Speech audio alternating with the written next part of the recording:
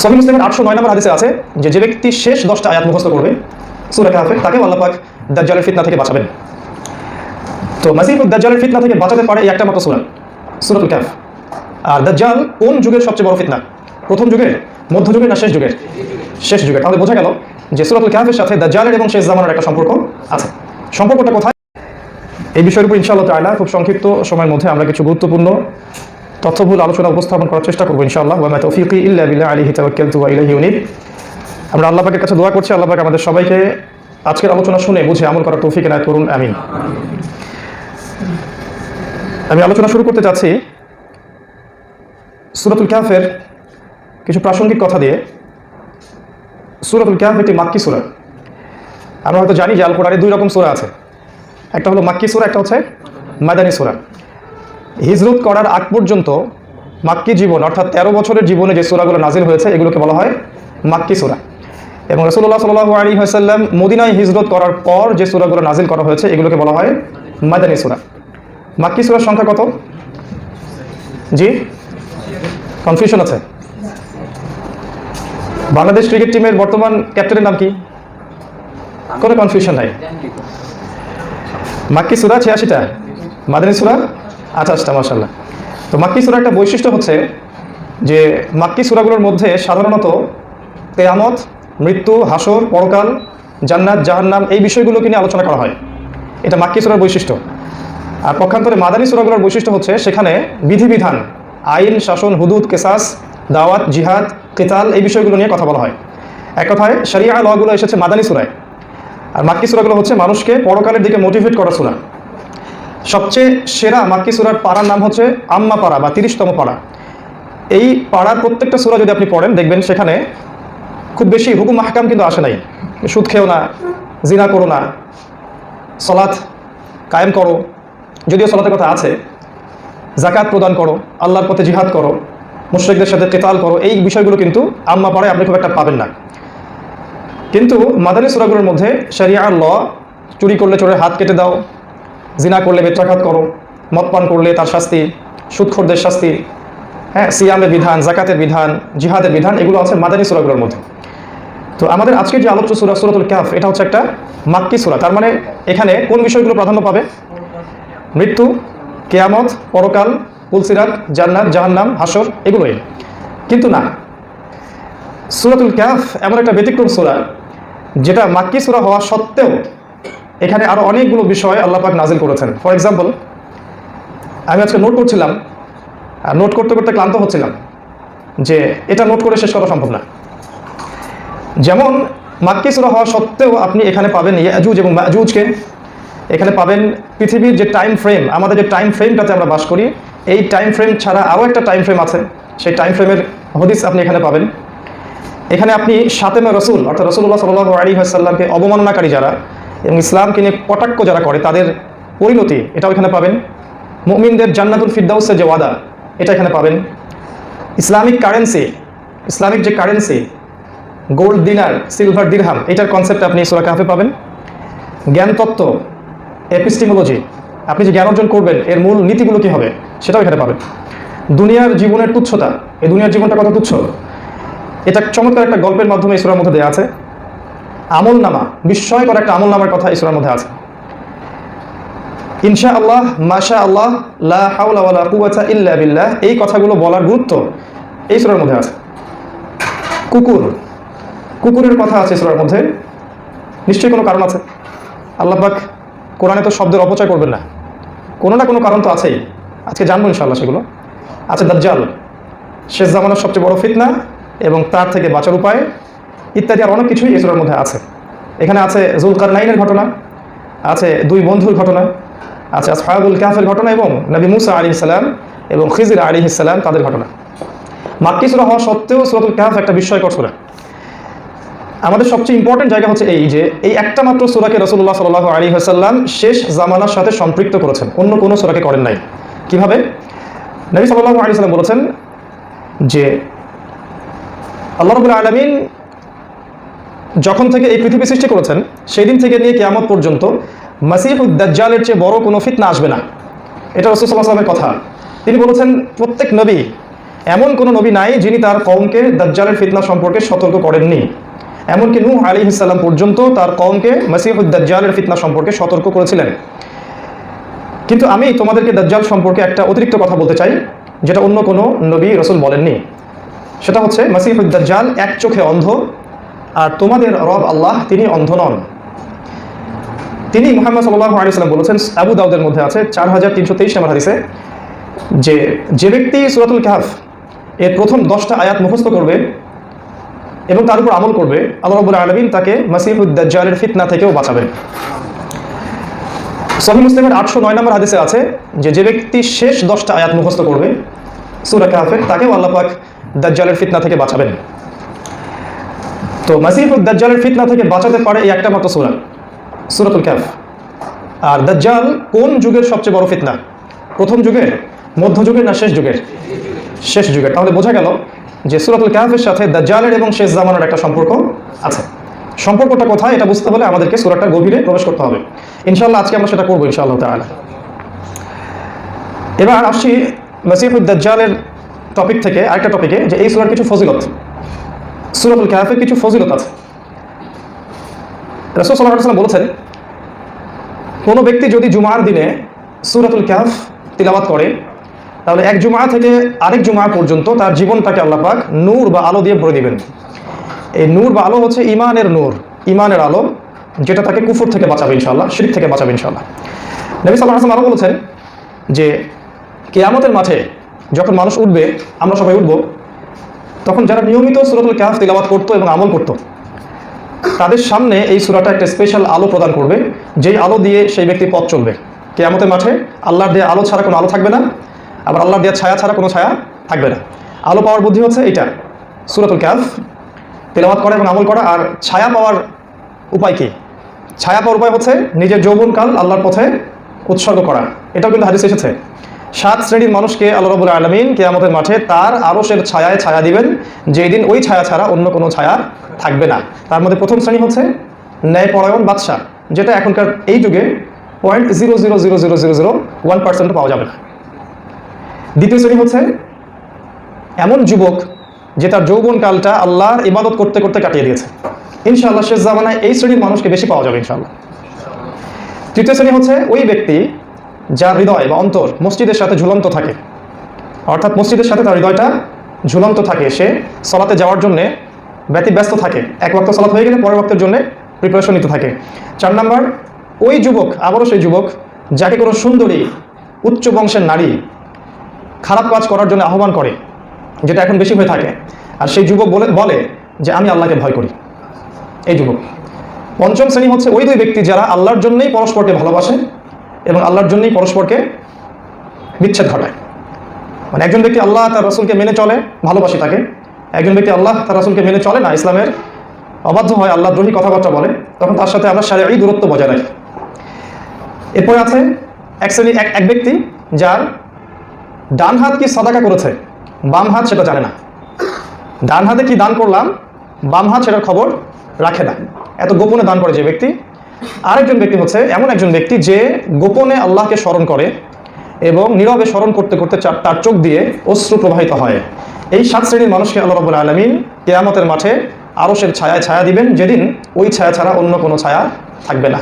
তার মানে এই 7 শ্রেণীর মানুষ অবশ্যই জান্নাতে যাবে ইনশাআল্লাহ তাআলা। তার মধ্যে আমাদের অপশন কিন্তু অনেক। 2 নম্বর অপশন আমাদের, এখন 4 নম্বর অপশনটাও আমাদের। শেষের 2টাও আমরা পারবো ইনশাআল্লাহ, দান সাদাকা এবং অশ্রু বিসর্জন। ইনশাআল্লাহ আল্লাহ পাক তৌফিক দান করুন। তো ছায়া পাওয়ার মাধ্যম হচ্ছে ইবাদত করা যৌবন বয়সে আল্লাহ পাকের, আর আলো পাওয়ার মাধ্যম হচ্ছে এই সূরাতুল কাহফ, যদি আমরা নিয়মিত তেলাওয়াত করতে পারি এবং অর্থ বুঝতে পারি, এর উপর আমল করতে পারি। আরেকটা হাদিস আছে বুখারীতে 3614 নম্বর হাদিস। বারা ইবনে আযিব রাদিয়াল্লাহু আনহু নামে একজন সাহাবী ছিলেন। তিনি বলছেন যে একদিন আমি আমার ঘোড়াটাকে গাছের সাথে বা কোনো একটা জায়গার সাথে বেঁধে সালাত আদায় করছিলাম আমার বাসার পাশে বা বাসায়। এমন অবস্থায় আমি লক্ষ্য করলাম যে ঘোড়াটা খুব লাফালাফি করছে। কিয়ামতের একটা আলামত যে মানুষ ঘোড়ায় চড়বে না। একটা ঘোড়া ছোটবেলা থেকে বড় হবে, এমনকি মারা যাবে, কেউ তার পিঠে কখনো চড়বে না। চিন্তা করতে পারেন নবী সাল্লাল্লাহু আলাইহি ওয়াসাল্লাম কত আগেই এই যান্ত্রিক সভ্যতার ভবিষ্যৎবাণী করে গেছেন। একটা ঘোড়া শাবক ছোট থেকে বড় হবে, কেউ তার পিঠে চড়বে না। তো সেই ঘোড়া বারা ইবনে আযাব রাদিয়াল্লাহু আনহু সেই ঘোড়া লাফালাফি করছিল। তো তিনি তাকিয়ে দেখলেন উপরে মেঘের মতো একটা খণ্ড তার মাথার উপরে ছায়া দিচ্ছে। পরের দিন তিনি নবী সাল্লাল্লাহু আলাইহি ওয়াসাল্লামকে প্রশ্ন করলেন, এটা কি ছিল? নবীজি বললেন সাল্লাল্লাহু আলাইহি ওয়াসাল্লাম, তোমার সূরাতুল কাহফ তিলাওয়াত করার কারণে ফেরেশতাগণ তোমার কাছাকাছি এসেছিল এবং তোমাকে ছায়া দিয়েছে, এবং সেটা হচ্ছে আল্লাহর পক্ষ থেকে সাকিনা বা প্রশান্তি ছিল। তো সূরাতুল কাহফ আপনাকে প্রশান্তি দিবে এবং আপনাকে আল্লাহ পাক ফেরেশতাদেরকে দিয়ে প্রোটেক্ট করবেন। এটা বুঝবেন আপনি, ফেরেশতাদেরকে দিয়ে যে আল্লাহ পাক আমাদেরকে প্রোটেক্ট করেন এটা আমরা বুঝতে পারি পদে পদে। নিঃসন্দেহে এখনকার অন্ধ এই এডুকেশন সিস্টেম এটা বিশ্বাস করবে না, কারণ তারা মালাইকা কনসেপ্টে বিশ্বাস করে না। যাই হোক, এরকম বেশ কিছু ফজিলত কিন্তু সূরার আছে। আপনি নূর পাবেন, আপনি দাজ্জালের ফিতনা প্রশান্তি ছিল। তো সূরাতুল কাহফ আপনাকে প্রশান্তি দিবে এবং আপনাকে আল্লাহ পাক ফেরেশতাদেরকে দিয়ে প্রোটেক্ট করবেন। এটা বুঝবেন আপনি, ফেরেশতাদেরকে দিয়ে যে আল্লাহ পাক আমাদেরকে প্রোটেক্ট করেন এটা আমরা বুঝতে পারি পদে পদে। নিঃসন্দেহে এখনকার অন্ধ এই এডুকেশন সিস্টেম এটা বিশ্বাস করবে না, কারণ তারা মালাইকা কনসেপ্টে বিশ্বাস করে না। যাই হোক, এরকম বেশ কিছু ফজিলত কিন্তু সূরার আছে। আপনি নূর পাবেন, আপনি দাজ্জালের ফিতনা থেকে বাঁচতে পারবেন, আপনার এক জুমা থেকে আরেক জুমা পর্যন্ত জীবনটা ঈমানের আলো দিয়ে ভরে যাবে এবং আল্লাহর পক্ষ থেকে প্রশান্তি এবং সাকিনা নাজিল হবে। সবচেয়ে বড় পয়েন্টটা হচ্ছে আল্লাহ পাক আপনাকে এই সূরার বরকতে সবচেয়ে বড় ফিতনা মাসিহুদ দাজ্জালের হাত থেকে বাঁচাবেন। আর আরেকটা হাদিস আছে আখিরুজ জামান সংক্রান্ত যে হাদিসগুলো আছে, সেখানে নবীজি বলেছেন সাল্লাল্লাহু আলাইহি ওয়াসাল্লাম, পৃথিবীর যত ছোট ছোট ফিতনাগুলো আছে এগুলো বড় ফিতনা মাসিহুদ দাজ্জালের ফিতনার সাথেই সম্পর্কিত। তাই যতগুলো ফিতনা আমরা দেখছি এখন, এই যে মাদকের কথা বলেন, পর্নোগ্রাফির কথা বলেন, জিনার কথা বলেন, আল্লাহ বিরোধী শরিয়ার কথা বলেন, মানুষ দিন থেকে সরে যাচ্ছে, তারপরে ভূমিকম্প হচ্ছে, প্রাকৃতিক বিপর্যয় হচ্ছে, যত ফিতনা, হত্যা, খুন, ধর্ষণ, এই যে লুটপাট, প্রতারণা, আমানত উঠে যাওয়া, দুর্নীতি, সমস্ত ফিতনাগুলো মাসিহুদ দাজ্জালের ফিতনার সাথে সম্পৃক্ত। এটা বোঝার জন্য যে জ্ঞানটা দরকার, সেই জ্ঞানটা এই সূরা কাহফ আমাদেরকে প্রদান করবে ইনশাআল্লাহ তাআলা। এবার আসি আমরা এই সূরার শানে নজুলটা কি। শানে নজুল কাকে বলে? একটা সূরা নাজিলের পেছনের প্রেক্ষাপটকে শানে নজুল বলে। প্রেক্ষাপট ছিল এমন যে নবী সাল্লাল্লাহু আলাইহি ওয়াসাল্লাম যখন মক্কায় তার দ্বীনের দাওয়াত দিচ্ছিলেন, তখন কাফের মুশরিকরা বিভিন্নভাবে তাকে নির্যাতন নিপীড়ন করতে থাকলো। জ্ঞান দিয়ে আক্রমণ করতো, অর্থ দিয়ে আক্রমণ করতো, কখনো শারীরিক আক্রমণ করতো, কখনো মানসিকভাবে তাকে আক্রমণ করতো। তো তারা জ্ঞানতাত্ত্বিক একটা যুদ্ধে নামলো, জ্ঞানতাত্ত্বিক যুদ্ধ। এখন কিন্তু দেখবেন সেকুলার যারা আছে, কমিউনিস্ট যারা আছে, নাস্তিক যারা, এরা কিন্তু জ্ঞানতাত্ত্বিক যুদ্ধ করছে আমাদের সাথে। টকশোগুলোর প্রমাণ, তারা জ্ঞানতাত্ত্বিক যুদ্ধে নেমেছে আমাদের সাথে। কিন্তু একটা সুসংবাদ দিই আপনাদেরকে, সেটা হচ্ছে এখন আমরা যে অবস্থা আছি, এই উম্মাহ ইকোনমিক সেক্টরে দুর্বল, পলিটিক্যাল কোনো খেলাফা নাই, কোনো শরিয়া ল নাই, ইভেন আমাদের কোনো জামা নাই ঐক্যবদ্ধ, একজন আমির নাই, আমাদের কোনো মিডিয়া নাই স্বতন্ত্র স্বাধীন, কোনো সেলফ টেকনোলজি নাই, আমরা সবাই ট্র্যাপড টেকনোলজির মধ্যে, আমাদের কোনো অত্যাধুনিক মারণাস্ত্র তৈরির কারখানাও নাই, আমরা হায়ার করে অস্ত্র নিয়ে আসছি আর কি, যেগুলো আছে এগুলো খুব সীমিত পরিসর। তো এই অবস্থায় ওদের সাথে যুদ্ধ করাটা অসম, এটা কিন্তু অসম ব্যাটেল। সবকিছু ওদের কাছে আছে, ওদের মিডিয়া আছে, প্রযুক্তি আছে, ওদের অর্থ আছে, ওদের ব্যাংক আছে, ওদের পলিটিক্যাল পাওয়ার আছে, প্রশাসন ওদের হাতে, সবকিছু ওদের হাতে। কিন্তু একটা জায়গা খোলা আছে, সেটা হচ্ছে এই জায়গায় জ্ঞানতাত্ত্বিক যুদ্ধের জায়গা।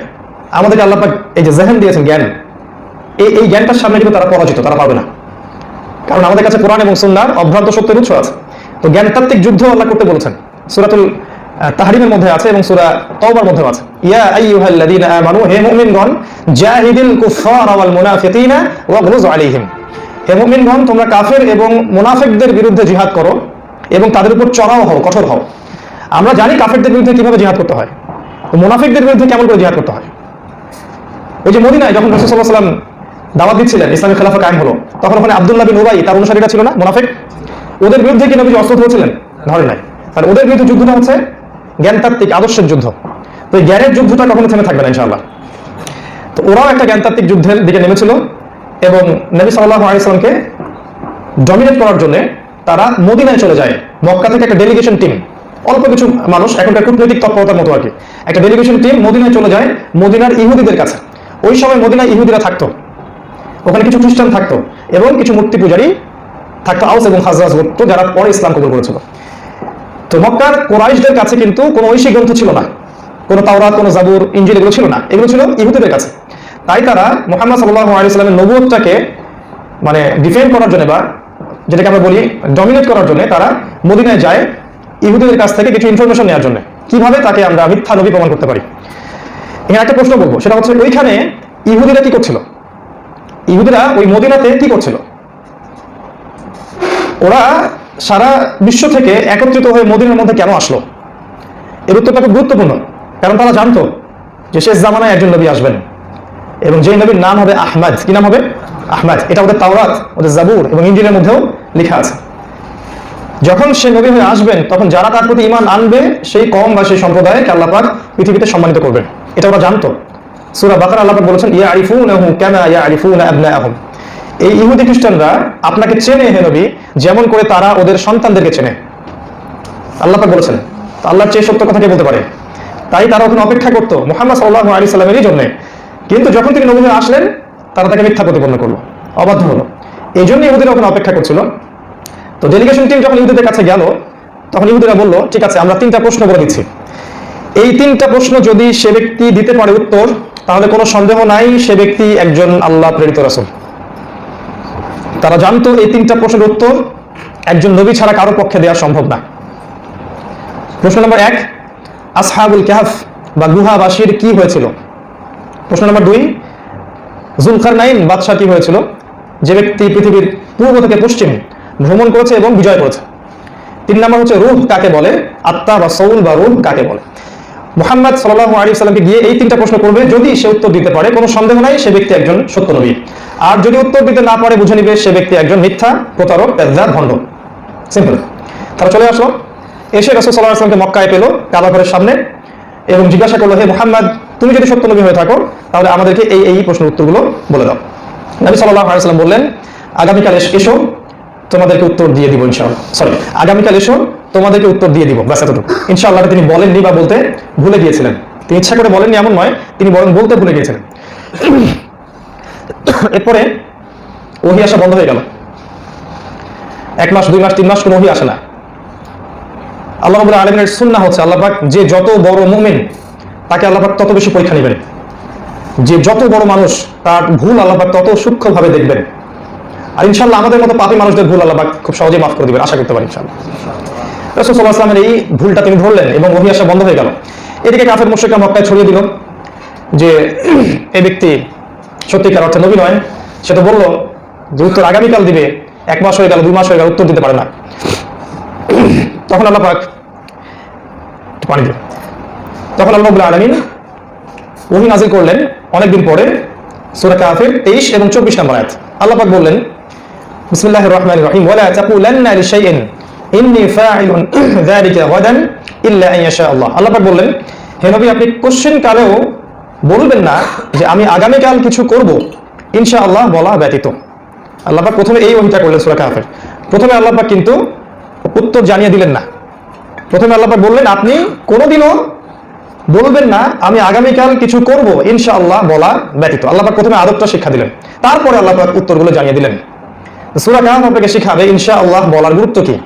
হাদিসে এসেছে ইনশাআল্লাহ বললে কাজটা হওয়ার সম্ভাবনা অনেক গুণ বেড়ে যায়, ইনশাআল্লাহ না বললে কাজটা না হওয়ার সম্ভাবনা অনেক গুণ বেড়ে যায়।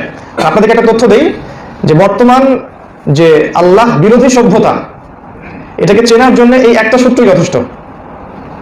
আপনি খেয়াল করে দেখবেন বর্তমান আল্লাহ বিরোধী সভ্যতা, এই মিডিয়াগুলো, এই পেপার পত্রিকা বা এই গভর্নমেন্ট বা সোশ্যাল সিস্টেম বা প্রশাসন কখনোই তাদের কাজের শুরুতে ইনশাআল্লাহ বলবে না। দে উইল নেভার সে ইনশাআল্লাহ।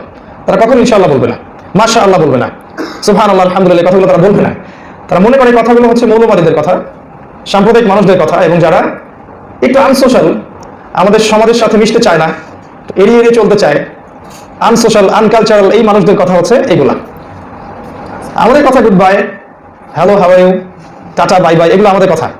তো আল্লাহ রাব্বুল আলামিন ইনশাআল্লাহ কথাটার ওহী দিয়ে এই সূরাটা শুরু করলেন। হে নবী কোশ্চেন কালে আপনি বলবেন না আমি আগামীকাল কিছু করব ইনশাআল্লাহ বলা ব্যতীত। এরপরে 3টা প্রশ্নের উত্তর আল্লাহ পাক জানিয়ে দিলেন। 3টা প্রশ্নের প্রথম যেটা আসহাবুল কাহফের কি হয়েছিল, এটা আল্লাহ পাক জানিয়েছেন এই সূরার মধ্যে 9 থেকে 22 নম্বর আয়াতে। এগুলো নোট করতে পারেন। আসহাবুল কাহফ এর যে ঘটনা, এটা আল্লাহ পাক জানিয়ে দিলেন এই সূরার মধ্যেই 9 থেকে 22 নম্বর আয়াতে। আর যুলকারনাইনের কি হয়েছিল এটার উত্তর দেওয়া আছে এই সূরার মধ্যেই 83 থেকে 98 নম্বর আয়াত পর্যন্ত। এবং রূহ কাকে বলে এই প্রশ্নের উত্তর এই সূরায় দেয়া নাই, এটা দেয়া আছে তার আগের সূরায়, অর্থাৎ সূরাতুল বানু ইসরাঈলের মধ্যে। এটা একটা প্রশ্ন। 2টা প্রশ্ন উত্তর এখানে, বাকিটা ওইখানে কেন? মনে রাখবেন কোরআনে কোনো কিছুই অ্যাক্সিডেন্টলি হয় না। কোরআনে কোনো কিছুই দুর্ঘটনাবশত হয় না, প্রত্যেকটা বিষয়ের পিছনে কোনো না কোনো কারণ অবশ্যই আছে। এবং কোরআনে আল্লাহ পাক কখনো শব্দের অপচয় করেন না। প্রশ্ন, তাহলে এটা কেন এখানে? উত্তর হচ্ছে, আপনাকে সূরা কাহফ বুঝতে হলে আরো একটা সূরার সহযোগিতা লাগবে। এটা হলো সূরাতুল বনী ইসরাঈল। আপনি খেয়াল করে দেখবেন এই দুটো সূরার মধ্যে অনেক মিল পাবেন, মনে হবে একটা সূরা যেন একটা সূরার ব্যাখ্যা। আমি যে বললাম আল্লাহ পাক কোরআনে শব্দের অপচয় করেন না, তাহলে আল্লাহ পাক একই সূরার মধ্যে 31 বার কেন বললেন ফাবিআইয়ি আলাই রাব্বিকুমা তুকাযযিবান? উত্তর কি হবে? উত্তর নিশ্চয়ই আছে। এই সূরার মধ্যে এমন কিছু একটা আছে, সূরা আর রহমানের মধ্যে, যেটা মানব জাতি এবং জিন জাতি উভয়ের জন্য খুবই গুরুত্বপূর্ণ একটা বিষয়। আল্লাহ পাক বারবার সেটা স্মরণ করাতে চাচ্ছেন, এই জন্য বারবার বলছেন যে তোমরা তোমাদের রবের কোন কোন নিদর্শনকে অস্বীকার করবে। সেটা কি, সেটা খুঁজবেন আপনারা, আমি বলে দেবো আজকে ইনশাআল্লাহ। এই 3টা প্রশ্নের উত্তর ছাড়াও সূরা কাহফে আরো কিছু বিষয় আছে। 1 নম্বর আমি বলে দিলাম, আসহাবুল কাহফের ঘটনা আছে 9 থেকে 22 নম্বর আয়াতে। এছাড়াও আরো 3টা গল্প আছে সূরার মধ্যে, আরো 3টা। ইন টোটাল এই সূরার মধ্যে 4টা গল্প আছে। একটা আসহাবুল কাহফের গল্প 9 থেকে 22 নম্বর আয়াত পর্যন্ত। তারপরের গল্পটা হচ্ছে 2 জন বন্ধুর গল্প। একজন বন্ধু হচ্ছে ধনী স্বাবলম্বী, আর একজন বন্ধু দরিদ্র। একজন বন্ধু আমেরিকান, একজন বন্ধু বাংলাদেশ, ব্যাপারটা এরকম আর কি। 2 বন্ধুর গল্প। আরেকটা গল্প আছে নবী মুসা আলাইহিস সালাম এবং খিজর আলাইহিস সালামের গল্প। 2 বন্ধুর গল্প আছে এই সূরা 32 থেকে 44 নম্বর আয়াতে। আর মুসা এবং খিজর আলাইহিস সালাম তাদের গল্প আছে 60 থেকে 82 নম্বর আয়াতে।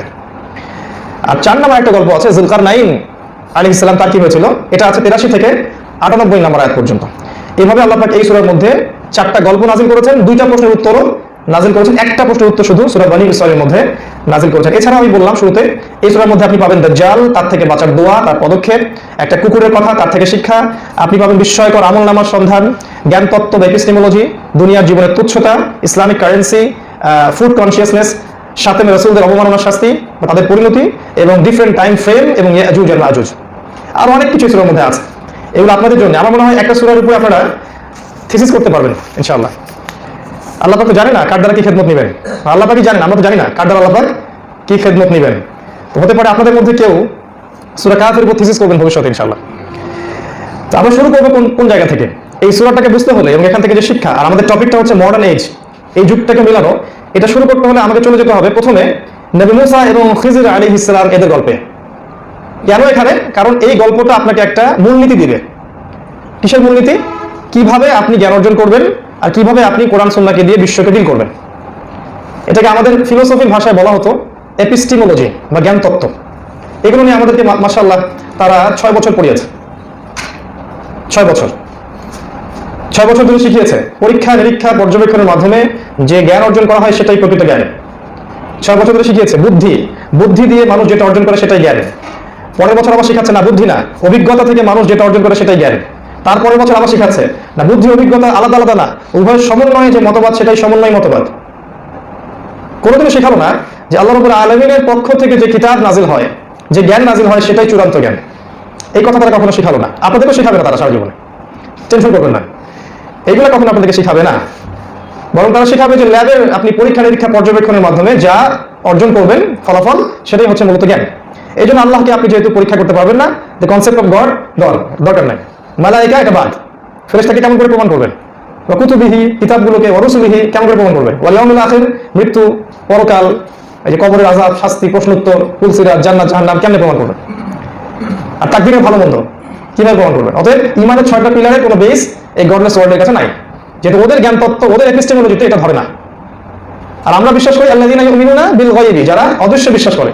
আর গায়বের পিলারই 6টা, আল্লাহ বিশ্বাস, ফেরেশতা মানে বিশ্বাস, নবী রাসূল, আসমানী কিতাব, পরকাল এবং তাকদীরের ভালো মন্দ। এই যে একটা বিশাল পার্থক্য, শেকড়ের পার্থক্য, এটাই এই এডুকেশন সিস্টেমটাকে করেছে একটা কুফর এবং শিরক বেসড এডুকেশন সিস্টেম। এখানে আমাদের গার্ডিয়ানরা কত মানে দিনের স্কিম সেটা আমরা বুঝতে পারি, যে তারা দাড়ি টুপি পাগড়ি জুব্বা পরে ছেলে মেয়েদেরকে এই সিস্টেমে পড়াশোনা করায়। তারা মনে করে এই সিস্টেমে পড়ে আমার ছেলেটা মানুষের মতো মানুষ হবে। এপিস্টেমোলজিটা প্রথমে শিখতে হবে নবী মুসা এবং খিজর আলাইহিস সালাম তাদের গল্পে। আমি একটু গল্পটা বলছি ছোট্ট করে, সহিহ বুখারীর মধ্যে আছে এটা।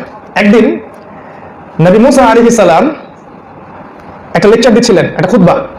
আমি খুব অল্প ভাষায় শর্ট করে বলছি, আমাদের অনেক বিষয় আছে সামনে।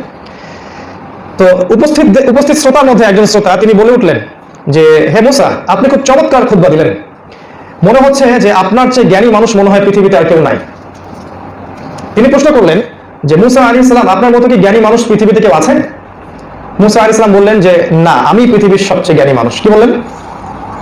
আমি পৃথিবীর সবচেয়ে জ্ঞানী মানুষ। কারণ তার লজিকটা কি?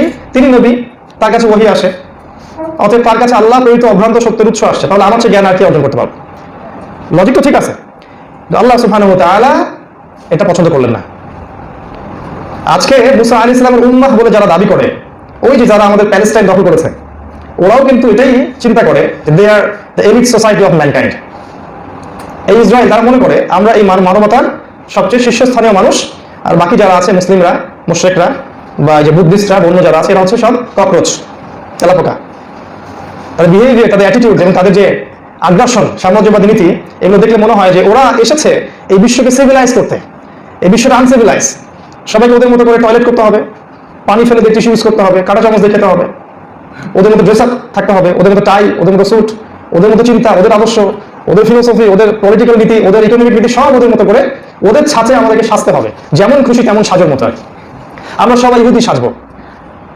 ওদের এই চিন্তাটার পিছনে কারণ কি? তারা মনে করে যে তারা এই বিশ্বের এলিট সোসাইটি, আর আমরা যারা আছি আমরা হচ্ছে ককরোচ। দেখেন, তাদের নবী মুসা আলাইহিস সালামকে আল্লাহ পাক ধরলেন। ইসরায়েল তো কিছুই না, তাদের যে নবী, সে নবীকে আল্লাহ পাক ধরলেন, বললেন না, তুমি পৃথিবীর সবচেয়ে জ্ঞানী মানুষ নও, বরং পৃথিবীর সবচেয়ে জ্ঞানী মানুষ আমার আরেকজন বান্দা, যাকে তুমি পাবে দুই সাগরের মিলনস্থলে, মাজমা আল বাহরাইন, দুই সাগরের মিলনস্থলে পাবে। তার নাম আল্লাহ পাক তাকে জানিয়ে দিয়েছিলেন, তার নাম হচ্ছে খিদির। খিদির মানে শ্যামল, সবুজ। হাদিস এসেছে যখন খিদির আলাইহিস সালাম কোনো জায়গায় বসতেন, সেই জায়গায় সবুজ ঘাস জন্মাত। অর্থাৎ তিনি যে রুক্ষ জ্ঞানহীন জায়গায় সফর করতেন, সেই জায়গাটা জ্ঞানের আলোয় শ্যামল হয়ে যেত। তো মুসা আলাইহিস সালাম তিনি বললেন, ঠিক আছে, আমি তার সাথে দেখা করতে চাই, আমি তার সাথে সফর করব, তার সাথে দেখা করব। এখানে একটা শিক্ষা আছে, মুসা আলাইহিস সালাম কিন্তু জ্ঞানের জন্য সফর করতে চেয়েছেন। তিনি কিন্তু বলেন নাই যে জ্ঞান আমার কাছে আসুক, তিনি জ্ঞানের কাছে যেতে চেয়েছেন। আজকে আপনারা যারা দিন শিখতে চান, অনেকে প্রশ্ন করেন অনলাইনে, মেসেঞ্জারে, আমার একটা নাসিহা হচ্ছে জ্ঞানের কাছে যেতে হবে, জ্ঞান আপনার কাছে আসবে না। একটা ঘটনা বলি, আমি আগে বলেছি একটা জায়গায়, ইমাম মালিক রাহিমাহুল্লাহর ঘটনা। সরকারের ওলামায়ে কেরাম ফতোয়া দিয়ে দিয়েছিল যে হিল্লা করা জায়েজ। হিল্লা মানে হচ্ছে কোনো কারণে আপনি স্ত্রীকে তালাক দিয়ে ফেলেছেন, এখন ভালোবাসা জন্মাইছে, ফিরে নিতে হবে। কি পদ্ধতি? একজন আলেম বলে দিল যে আগে অন্য কারোর সাথে বিয়ে দেন, সে তার সাথে সেক্সুয়াল রিলেশনশিপ করবে, তারপর ছেড়ে দিবে, দেন আপনি আবার তাকে বিয়ে করে নেবেন। তো এই মহৎ কাজের জন্য কে আর পারফেক্ট? আমাকেই দায়িত্ব দেন। এরপর সে আলেমের নাম সারা জায়গায় ছড়িয়ে পড়লো এবং তার প্রতি রাতই বাসরাত। কথা বুঝতে পারেন নাই? সবাই ফতোয়া দেওয়া শুরু করলো এটা জায়েজ। ইমাম মালিক রাহিমাহুল্লাহ বললেন না, জায়েজ। এটা হকপন্থীদের পরিচয়। সারা দুনিয়া একদিকে থাকলেও তারা হকের পথেই থাকবে। সরকার তাকে চিঠি দিল, এই যে বাগদাদে আসেন, গভর্নমেন্টের সাথে দেখা করেন, কি সব ফতোয়া দিচ্ছেন উল্টাপাল্টা। ইমাম মালিক রাহিমাহুল্লাহ চিঠির উল্টা পিঠে লিখলেন যে জ্ঞানের কাছে আসতে হয়, জ্ঞান কারোর কাছে যায় না। সরকারকে চিঠি দিলেন, জ্ঞানের কাছে আসতে হয়, জ্ঞান কারোর কাছে যায় না। তারপর সরকার তার পেটুয়া বাহিনী দিয়ে তাকে পিটাইতে পিটাইতে বাগদাদে নিয়ে গেল। এর চেয়ে বেশি কিছু তারা করতে পারে না, এতটুকুই। এবং আপনারা জানেন কিনা তার ইতিহাসটা, যে তাকে উটের পিছনে বেঁধে দেওয়া হয়েছিল, উটের মলমূত্র তার গায়ে পড়তো, এইভাবে তাকে বাগদাদের রাস্তায় রাস্তায় ঘোরানো হচ্ছিল। চিন্তা করতে পারেন? এই ছিল আগেকার আলেম ওলামাদের চরিত্র, ব্যক্তিত্ব, ক্যারেক্টার। এখনকার 5,000 টাকায় বিক্রি হয়ে যাবে।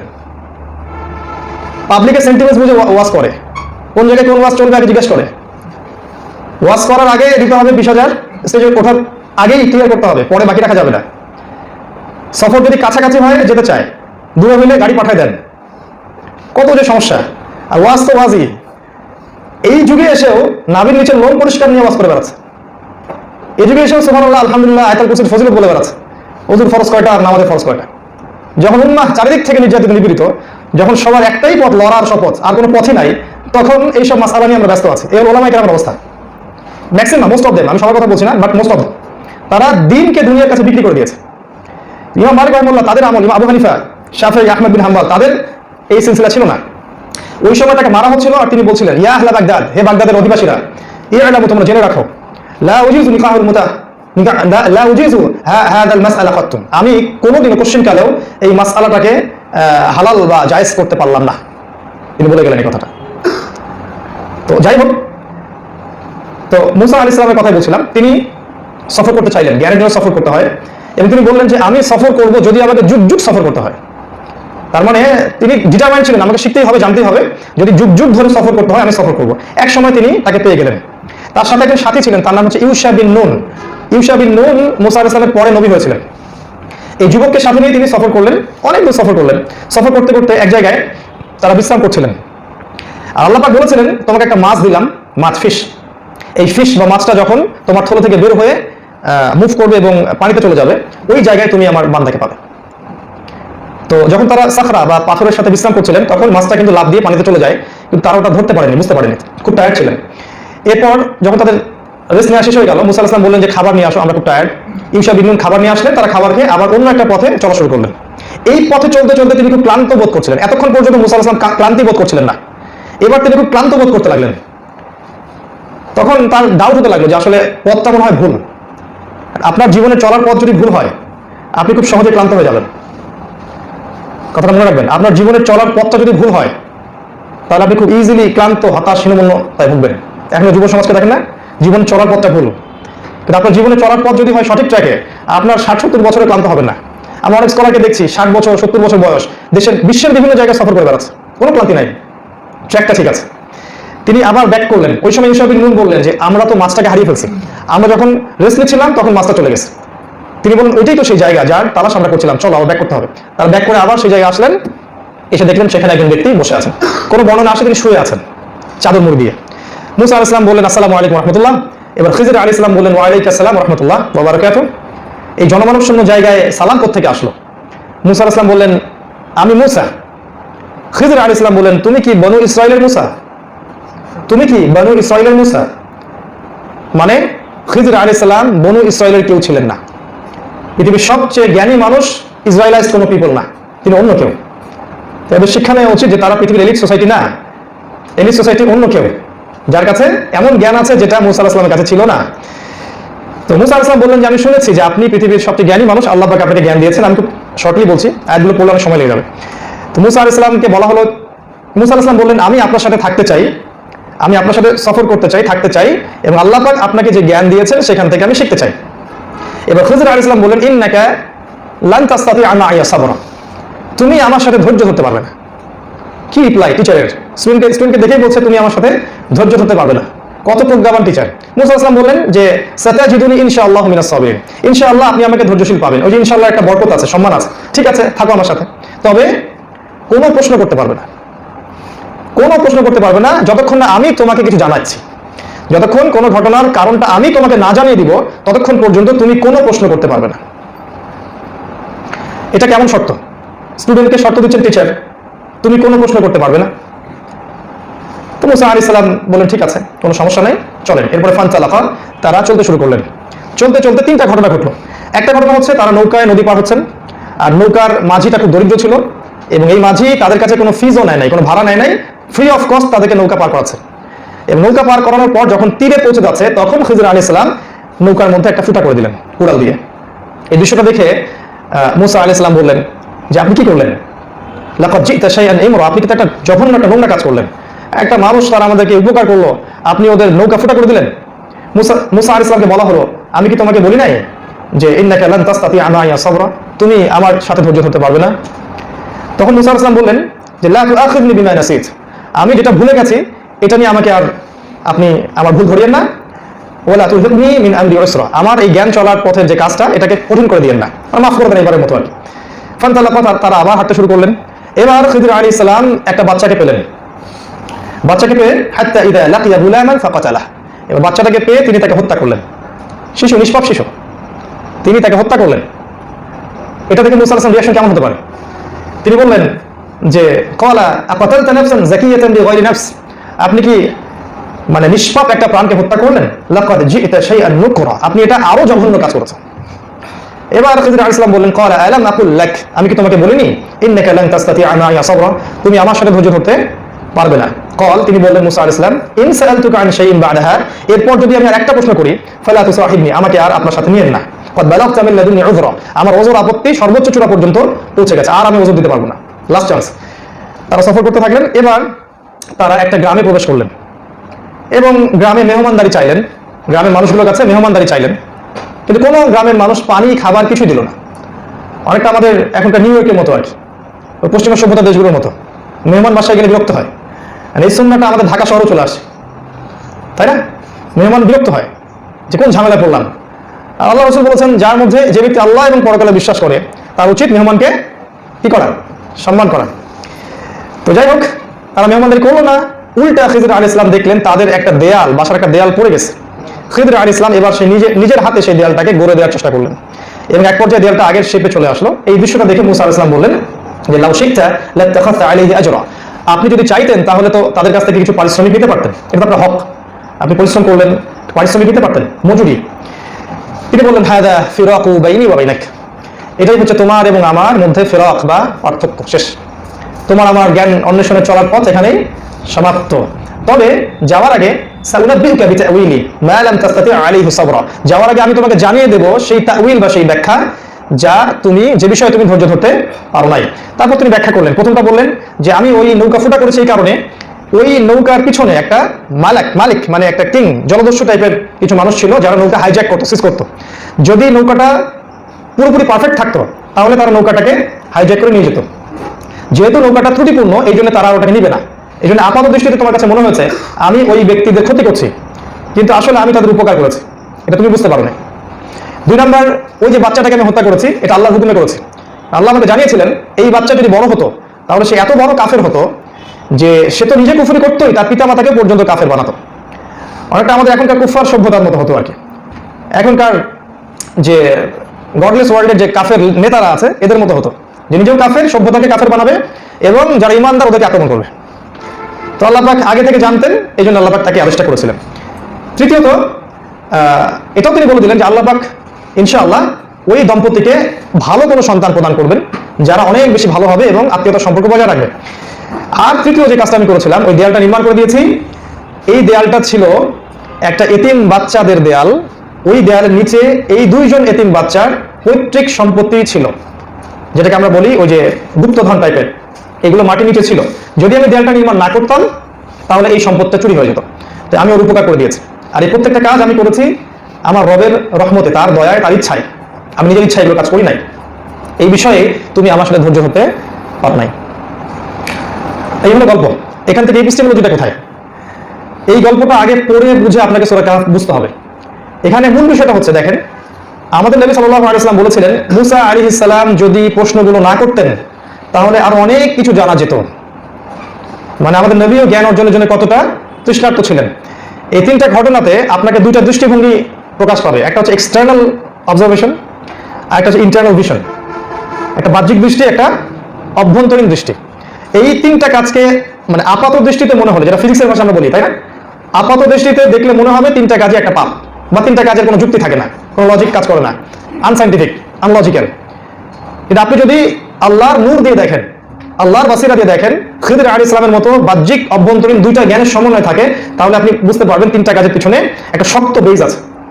এটা এপিস্টেমোলজি। এই সূরা, শেষ জামানা, দাজ্জাল, তার সভ্যতা, এই যে বিষয়গুলো আছে সামনের দিনগুলো, এগুলো বুঝতে হলে আমাদের বাহ্যিক জ্ঞানটা যথেষ্ট না, আমাদেরকে ইন্টারনালি জ্ঞান অর্জন করতে হবে। এই বাহ্যিক জ্ঞান এবং ইন্টারনাল জ্ঞান যখন একসাথে হবে তখন আপনি এই বিষয়টাকে চ্যালেঞ্জ করতে পারবেন। আর এখনকার বিশ্বের জ্ঞান তত্ত্বের মূল বিষয় হচ্ছে বাহ্যিক জ্ঞান। ইন্টারনাল নলেজের দিকে তারা কোনো রকম গুরুত্ব দেয় না। ইভেন আমাদের scholarship of Islam, Islamic scholarship যারা আছেন তারাও ইন্টারনাল জ্ঞানের প্রতি গুরুত্ব দিচ্ছেন না। তারাও টেক্সট বুক, কোরআন হাদিস text book, cut paste, Protestant ভার্সনে পড়ছেন। তাওয়িল, ব্যাখ্যা, ইন্টারপ্রিটেশন এবং এটা দিয়ে বিশ্বকে চ্যালেঞ্জ করা বা ব্যাখ্যা করা, এটা কাজ তারা করতে চাচ্ছেন না। একটা হাদিস তারা পড়ছেন, মাসিহুদ দাজ্জাল এমন গাধার উপরে ফ্লাই করবে যে গাধা উড়বে আকাশে। এই জন্য আমাদের স্কলাররা বসে আছেন যে একটা গাধা বের হবে, যে গাধাটা আকাশে উড়বে, আর দাজ্জাল তার পিঠে বসে থাকবে। এই হলো তার তাওয়িল, ব্যাখ্যা। আর আমরা বুঝতেছি যে এটা হচ্ছে এমন একটা আকাশ সভ্যতা, মানে আকাশ নিয়ন্ত্রণকারী একটা প্রযুক্তি, যেটা দাজ্জাল বের করবে, অনুসারীরা বের করবে, যেটা ফ্লাই করবে সারা আকাশ এবং সে আকাশের পুরো বিষয় কন্ট্রোল করবে। অনেকটা এখন এয়ারক্রাফটের মতো বিষয়। তারা মনে করছে এটা গাধা, অরিজিনালি গাধা। কিছু মানুষ মনে করছে দাজ্জালের হাতে রুটির পাহাড় থাকবে, তো রুটির একটা পাহাড় দাজ্জাল হাতে নিয়ে ঘুরবে। আমরা মনে করছি যে এখানে রুটির পাহাড় অর্থ করা হয়েছে খাবারের নিয়ন্ত্রণ, ইকোনমিক নিয়ন্ত্রণ দাজ্জালের হাতে থাকবে। দাজ্জাল এত শক্তিশালী হবে যে চাইলে মানুষকে খাওয়াবে, চাইলে মানুষকে দুর্ভিক্ষ দিবে, যেমনটা হাদিসে এসেছে। যারা ওর আনুগত্য করবে সে তাকে খাওয়াবে, তার জিডিপি বাড়বে। যারা ওর সাথে বিদ্রোহ করবে, ওকে চ্যালেঞ্জ করবে, তাদেরকে সে আক্রমণ করবে, দুর্ভিক্ষ দিবে, ডিস্ট্রিবিউশন দিবে, যেটা দিচ্ছে এখন। তো এখানে একটা এপিস্টেমোলজি আছে, এটা আগে বুঝতে হবে যে আমাদের বাহ্যিক জ্ঞান যথেষ্ট না। ইন্টারনাল জ্ঞানটা অর্জন করতে হবে এবং দুটোর সমন্বয়। এখন প্রশ্ন হচ্ছে যে এটা কিভাবে করতে পারি? উত্তর, প্রথমত একটা কনস্ট্রাকটিভ সিলেবাসে পড়াশোনা করতে হবে। আপনি জেনারেল লাইনেই পড়েন আর মাদ্রাসা লাইনেই পড়েন না কেন, সিলেবাসটা হতে হবে কনস্ট্রাকটিভ। এখনকার দুইটা এডুকেশন সিস্টেমের কোনো সিলেবাসই কনস্ট্রাকটিভ না, এবং কোনো সিলেবাসই এই বিশ্বকে চ্যালেঞ্জ করার জন্য যথেষ্ট না, হোক সেটা মাদ্রাসা সিলেবাস বা এখনকার সেকুলার সিলেবাস।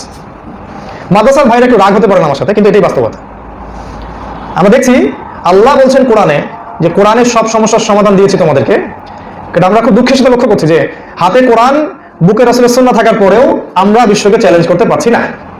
আমরা বিশ্বের পলিটিক্যাল সিস্টেমকে চ্যালেঞ্জ করতে পারলাম না, আমরা জাতিসংঘকে চ্যালেঞ্জ করতে পারছি না, আমরা IMF কে চ্যালেঞ্জ করতে পারছি না, ওয়ার্ল্ড ব্যাংককে চ্যালেঞ্জ করতে পারছি না, আমরা ওদের মিডিয়া, প্রযুক্তি, সংস্কৃতিকে চ্যালেঞ্জ করতে পারছি না, ওদের ইকোনমিক সিস্টেমকে চ্যালেঞ্জ করতে পারছি না, এবং ওদের যে আগ্রাসন ইসলামের বিরুদ্ধে প্রতিটা সেক্টরে ওরা ইসলামকে আক্রমণ করছে, আমরা কিন্তু চ্যালেঞ্জ করে রুখে দিতে পারছি না, যদিও আমাদের হাতে কোরআন এবং সুন্নাহ আছে। যতটুকু পারছি এটা খুব সীমিত পরিসর, কিন্তু যদি সত্যিকার অর্থে পারতাম তাহলে আমাদেরকে এখন খেলাফার জন্য চেষ্টা করতে হতো। যাই হোক, কিভাবে অর্জন করবেন? আপনি জেনারেল লাইনেই পড়েন বা মাদ্রাসা লাইনেই পড়েন, কয়েকটা সাবজেক্ট আগে আপনাকে ভালো করে পড়তে হবে। 1 নম্বর আল কোরআন, অনলি কোরআন আপনাকে সার্ভাইভ করাতে পারে এই যুগে। 2 নম্বর রাসূলের হাদিস, 3 নম্বর সিরা, রাসূল সাল্লাল্লাহু আলাইহি ওয়াসাল্লামের জীবনী, 4 নম্বর ইসলামের ইতিহাস, হিস্ট্রি না জানলে সমস্যা আছে, 5 নম্বর হচ্ছে ওয়ার্ল্ড হিস্ট্রি, বিশ্বের ইতিহাস, 6 নম্বর ইকোনমিক্স এবং স্পেশালি ইসলামিক ইকোনমিক্স, 7 নম্বর জিও পলিটিক্স, যেটা আপনারা পড়েন মোটামুটি, জিও পলিটিক্স বিশ্ব ভূরাজনৈতিক যে তত্ত্ব, এটা আপনারা পড়েন মোটামুটি সবাই। আরেকটা বলবো সেটা হলো ফিলোসফি, দর্শন জানতে হবে। এটা কোনো সেকুলার সাবজেক্ট না, এটা ইসলামিক সাবজেক্ট, ইসলামিক দর্শন ছিল একসময়। ইমাম গাজালির ভিতরে যে পরিমাণ দূরদর্শিতা ছিল এটা আমার মধ্যে নাই তো। হ্যাঁ, অনেকে তার নামে বিকৃত করে অনেক কিছু করেছে, সেটা অন্য বিষয়। সালফে সালেহিনের মধ্যে যে দূরদর্শিতা ছিল এটা কিন্তু আমার মধ্যে নাই। উমর ইবনে খাত্তাব সেই 1400 বছর আগে বলছেন যে যখন 3টা বিষয়ে সমাজে দেখা দিবে তখন ইসলাম ধ্বংস হয়ে যাবে: আলেমের পদস্খলন, রাষ্ট্রনেতার পদস্খলন, এবং মুনাফিকরা কোরআন নিয়ে বিতর্ক করবে মুসলিমদের সাথে। এতদিন আগে তারা এগুলো কথা কেমন করে বলতে পারেন? অন্তর্দৃষ্টি, দূরদর্শিতা, এইটা, এই সাবজেক্টগুলো পড়তে হবে। এর সাথে আপনাকে ইন্টারনাল নূর, বাসিরা এবং প্রজ্ঞা অর্জন করতে হবে, যেটা আপনি মার্কেটে কিনতে পারবেন না, এটা আল্লাহর কাছে চেয়ে নিতে হবে। আল্লাহ পাক কাকে এটা দিবেন? যার হৃদয়ের মধ্যে স্বচ্ছতা আছে, মানে কোনো রকম হিংসা কারোর প্রতি নাই, ফ্রেশ একটা মন, যেটাকে আমরা বলি কলবুন সালিম, যে সবাইকে ভালোবাসে, উম্মাকে নিয়ে চিন্তা করে, ফিকির করে, ভালোবাসে, দিনকে ভালোবাসে, সবার প্রতি সে মানে হৃদ্যতা, ভালোবাসা রেখে দিনের খেদমত করার চেষ্টা করে, মনের মধ্যে কোনো পেঁয়াজ নাই, কোনো বক্রতা নাই, কোনো দুনিয়ার লালসা নাই, হিংসা, গীবত, তহমত, এই যে বিষয়, খারাপ রিপু বলতে আমরা যা বুঝি, এগুলো থেকে যারা নিজের নফসটাকে পবিত্র করতে পারবে, আল্লাহ পাক ইনশাআল্লাহ ওই নফসের মধ্যে নূর এবং বাসিরা দান করবেন ইনশাআল্লাহ। আর সবচেয়ে শর্টকাট টেকনিক হচ্ছে সূরা কাহফ এবং সূরাতুন নূর। সূরা নূরের মধ্যে আপনি পড়বেন, অনেক আদেশ নিষেধ আছে, এই প্রতিটা কাজ আপনাকে নূর অর্জন করতে সাহায্য করবে। অনেকে বলে নূর কেমন করে অর্জন করা যায়? এটা অর্জন করা যায় না, এটা আল্লাহর কাছে চেয়ে নিতে হয়, তবে কিছু পলিসি আছে, তার মধ্যে সূরা নূর অন্যতম। যদি সূরা নূরের উপর আমল করতে পারে এবং সূরা কাহফের উপর আমল করতে পারে, নিজের হৃদয়টাকে এই ধরনের খারাপ প্রবৃত্তি থেকে দূরে রাখতে পারে, ইনশাআল্লাহ তাআলা তার হৃদয়ের মধ্যে আল্লাহ পাক নূর দান করবেন। এই নূর কিন্তু আল্লাহর নূর, আর আল্লাহর নূর যার ভিতরে আছে সে 8-10টা বিষয়কে যেমন করে দেখবে অন্যরা সেভাবে দেখতে পারবে না। তার দৃষ্টিভঙ্গি হবে খিজরের মতো, আর অন্য মানুষের দৃষ্টিভঙ্গি হবে মুসা আলাইহিস সালামের মতো। এই গল্পের কথা বলছি, সবাই বাহ্যিক দৃষ্টিতে দেখবে, কিন্তু খিজর আলাইহিস সালামের কাছে 2টা জ্ঞানী ছিল, ভিতরেরটা বাইরেরটা। তার দৃষ্টিভঙ্গি অনেক দূর পর্যন্ত। ওই জলদস্যু আসছে, আমরা বলছি অনেকদিন থেকে মালহামা আসছে, নিউক্লিয়ার যুদ্ধ আসছে, একদম নকিং এট দ্য ডোর। যে কোনো সালেই, 25, 26, 30, যে কোনো সালে ওয়ার্ল্ডে ম্যাসাকার একটা মালহামা, মহাযুদ্ধ শুরু হবে। অলরেডি সেটা শুরু হয়ে গেছে, এটা আরো এক্সপ্যান্ড করবে। আমরা বলেছি অনেক আগেই, ইসরায়েলের রাষ্ট্রের যে আয়তন সেটা দিন দিন বাড়তে থাকবে, এবং আরব বিশ্বের সমস্ত রাষ্ট্রকে সে তার অনুগত করে ফেলবে, ইনক্লুডিং আমাদের আমিরুল মুমিনিনের দেশ, আমাদের আমিরুল মুমিনিন মোহাম্মদ বিন সালমান, তার দেশ সৌদি আরবিয়া। কিছু মানুষ মনে করে যে এই ব্যক্তি আমিরুল মুমিনিন, মানে এর তাকলিদ করতে করতে, এর মানে অন্ধ ভক্তি প্রদর্শন করতে করতে নিজের বিবেকটা নষ্ট করে ফেলছে। কিছু মানুষ মনে করে কাতার, কুয়েত, আবুধাবি, গলফ কান্ট্রিগুলো হচ্ছে ইসলামিক কান্ট্রি, আর আমরা আগেই বলেছি এরা ইসরায়েলের কাছে বিক্রি হয়ে গেছে, এরা আমেরিকান সভ্যতার কাছে বিক্রি হয়ে গেছে। ইমান সেখানে না, ইমান খোরাসানে আছে। এই তালেবানদের কাছে ইমান আছে, এদের কাছে ইমান আছে, যারা শেষ পর্যন্ত মাথা নত করে নাই, জালামের বিরুদ্ধে যুদ্ধ করেই গেছে এবং বলেছে যে আমাদের একটা সৈন্য যতদিন পর্যন্ত জীবিত থাকবে আমরা হাঁটু গেড়ে দিব না। ইমান এখানে আছে। আমরা বলছি অনেক আগেই যে ইসরায়েল এই পুরো জায়গাটাকে নিয়ন্ত্রণ করবে, সেটা করছে। আমরা বলেছি সামনের দিনগুলোতে জনসংখ্যা কমে আসবে, দেখেন জনসংখ্যা কমে আসছে। নারীদের যে সংখ্যা সেটা এত বেশি বাড়তে থাকবে, এটা আপনার কল্পনার বাইরে। মহামারী যেটা চলছে এর চেয়ে বড় বড় মহামারী আসবে আমরা বলেছিলাম, এবং এর মধ্যে ম্যানুফ্যাকচার অনেক মহামারীও আসবে, যেটা মানুষের সৃষ্টি করা ভাইরাস। অনেক আগে আমরা বলেছি যে ইমামুল মাহদী যখন আসবেন তখন এক শ্রেণীর মানুষ যারা দ্বীন ইসলামকে ধরে রাখবে শেষ পর্যন্ত, এরা তার সাথে যুক্ত হয়ে আবারও সেই জেরুজালেম ইহুদিদের হাত থেকে মুক্ত করবে ইনশাআল্লাহ। এই কথাগুলো অনেকের কাছে মনে হতে পারে, যাদের এক্সটার্নাল ভিশন দিয়ে তারা দেখে বিশ্বটাকে, তারা মনে করবে এগুলো হচ্ছে পাগলের প্রলাপ, এগুলো কখনো হবে না। বরং আমরা 2050 ভিশন 2030 2050-তে যাবো। ভিশন 2050 না, আপনার 2030 পর্যন্ত এইসব রাষ্ট্রগুলো থাকবে কিনা তার কোনো গ্যারান্টি নাই। এছাড়াও আছে আল্লাহ প্রদত্ত প্রাকৃতিক আযাব, ভূমিকম্প, ঝড়, মহামারী, জলোচ্ছ্বাস, এগুলো আসতে থাকবে একটার পর একটা। নবীজি বলেছেন এমন ভাবে আসবে, একটা মালাকে ছিঁড়ে ফেললে পুঁথিগুলো যেমন করে পড়তে থাকে এইভাবে ফিতনাগুলো আসতে থাকবে। আমরা বলছি টাইম কম, তারা বলছে টাইম এখনো পড়ে আছে 1000 বছর। ইভেন আমাদের স্কলারশিপ অফ ইসলাম তাদেরও এসব নিয়ে ফিকির নাই। তারা মনে করছে না কিয়ামতের আলামত আগেও দেখা গিয়েছিল, এখন এসব নতুন করে দেখা যাচ্ছে, আবার ঠিক হয়ে যাবে। আমরা বলছি এই বিগত 100 বছরে এই বিশ্বে যা যা হয়েছে তার লিস্ট করে একটা খুতবাও দেওয়া আছে, লেকচার দেওয়া আছে। বিগত 100 বছরে এই বিশ্বে যা যা হয়েছে এটা হিউম্যান হিস্ট্রিতে কখনো হয় নাই। লাস্ট 100 বছরে ইহুদি খ্রিস্টানদের অ্যালায়েন্স হয়েছে, জায়নিস্ট মুভমেন্ট, যেটা কখনো হয়নি। লাস্ট 100 বছরে সারা বিশ্বে সুদ ভিত্তিক ব্যাংকিং সিস্টেম চলছে, এটা সারা বিশ্বে কখনো হয়নি। লাস্ট 100 বছরে গ্লোবাল শিরকে মানুষ লিপ্ত, এটা কখনো হয়নি, গ্লোবালাইজেশন শিরকের। লাস্ট 100 বছরে আপনি গ্লোবাল জিনা দেখবেন, পর্নোগ্রাফি, এটা কখনো হয়নি। লাস্ট 100 বছরে এই বিল্ডিংগুলো দেখতে পাবেন না, লাস্ট 30-40 বছরের হয়েছে। আর নবী সাল্লাল্লাহু আলাইহি ওয়াসাল্লাম শেষের দিকে গিয়ে একটা হাদিসে বলেছেন কিয়ামতের আলামত দুইটা, একটা হচ্ছে যখন দেখবা সমাজের নিম্ন শ্রেণীর মানুষ বিল্ডিং নির্মাণের প্রতিযোগিতা করছে। এরকম 90% আলামত চোখের সামনে দেখার পরেও সেকুলাররা তো বলে, ইভেন অনেক ইসলামিক স্কলারও বলে যে এগুলো নিয়ে এত ব্যস্ত হওয়ার দরকার নাই, আমরা ইমানি মেহনত করতে থাকি এবং আমরা ওই যে উযু গোসল এগুলো ফরজ শেখাতে থাকি। তো ইমানি মেহনতের মধ্যে যদি কনসিয়াসনেস না থাকে, ইমানি মেহনত মানে কি? কনসিয়াসনেস, যে আমি সচেতন বিশ্ব সম্পর্কে, সমসাময়িক প্রেক্ষাপট সম্পর্কে এবং আগামী সম্পর্কে, তাহলে না উম্মাহকে নিয়ে কিছু করা যাবে। সাহাবায়ে কেরাম বসে বসে কিয়ামতের আলামত নিয়ে আলোচনা করতেন। নবীজি পাশ দিয়ে যাচ্ছেন, বলছেন তোমরা কি নিয়ে কথা বলছো? সাহাবীরা বলছেন আমরা কিয়ামত নিয়ে কথা বলছিলাম। তিনি বললেন 10টা সাইন যতক্ষণ পর্যন্ত দেখা যাবে না ততক্ষণ পর্যন্ত কিয়ামত হবে না। তাহলে সাহাবীরা কেন কিয়ামত নিয়ে কথা বলবেন? তারা কেন ডিসকাস করছেন? তারা তো জানেন যে তারা জান্নাতে যাবেন ইনশাআল্লাহ, সার্টিফাইড। কারণটা কি? কারণটা হচ্ছে কনসিয়াসনেস। যারা জ্ঞান অর্জন করে কনসিয়াস না সমসাময়িক প্রেক্ষাপট সম্পর্কে, এই জ্ঞানগুলো দিন শেষে আমাদের উম্মাহকে খুব একটা বেনিফিটেড করছে না। বরং ঘুরে ফিরে এখন ওই যে নাকফুল পরা যাবে কিনা, কানের বালা পরা যাবে কিনা, হ্যাঁ, স্বপ্ন কৌশলে কেমন করে কি করতে হবে ইত্যাদি যে মাসআলাগুলো আপনার শৈশবেই জানার কথা, এগুলো নিয়ে ঘুরে ফিরে বয়ান করতে আসে। আসলে দুঃখ লাগে, বাংলাদেশে লক্ষ লক্ষ লক্ষ মাহফিল হয়, দিন শেষে আসলে দেখা যায় যে একটা শরিয়া ল কায়েমের জন্য কেউ চেষ্টা করে না, একটাও না। দিন শেষে জাস্ট এতটুকু যে আমরা সবাই এক, আমরা সব মুসলিমরা এক, একটা জামা, একটা ইমারা, একটা মানে কি বলবো, একটা কমিউনিটি, ওয়ান উম্মাহ, এই জায়গাতেই এখন পর্যন্ত আসতে পারে না। খেয়াল করে দেখেন, এভরিবডি, প্রত্যেকেই যে যার অবস্থান নিয়ে সন্তুষ্ট এবং যে যার অবস্থান নিয়ে উৎফুল্ল, এবং সবাই দাবি করছে তারাই একমাত্র হকপন্থী, বাকিরা সবাই বাতিলপন্থী। তো অনেকগুলো কথা বলে ফেললাম এখানে। প্রথম কথা হচ্ছে ভাই, এপিস্টেমোলজি অর্জন করতে হলে আপনাকে ইন্টারনাল নলেজ, এক্সটার্নাল নলেজ দুটো অর্জন করতে হবে। তার সিলেবাসটা আমি বলেছি, এবং নূর আর বাসিরাটা আল্লাহর পক্ষ থেকে আসবে। এটা আপনি চাইলেই অর্জন করতে পারবেন না, আল্লাহর কাছে দোয়া করে কান্নাকাটি করে চেয়ে নিতে হবে। এবং ওই যে বললাম, নিজের নফসটাকে পবিত্র করতে হবে। কদ আফলাহা মান যাক্কাহা, যে ব্যক্তি তার নফসটাকে পবিত্র করতে পেরেছে সে সফল। ওয়া কদ খাবা মান দাসাহা, যে ব্যক্তি তার নফসটাকে ধ্বংস করেছে সে ডিস্ট্রয়েড, শেষ হয়ে গেছে। এরপরে আপনাদেরকে নিয়ে যাব এই সূরা এবং এই বিশ্বের যে মিল, এই জায়গাটাতে আরেকটা গল্প বলবো ইনশাআল্লাহ।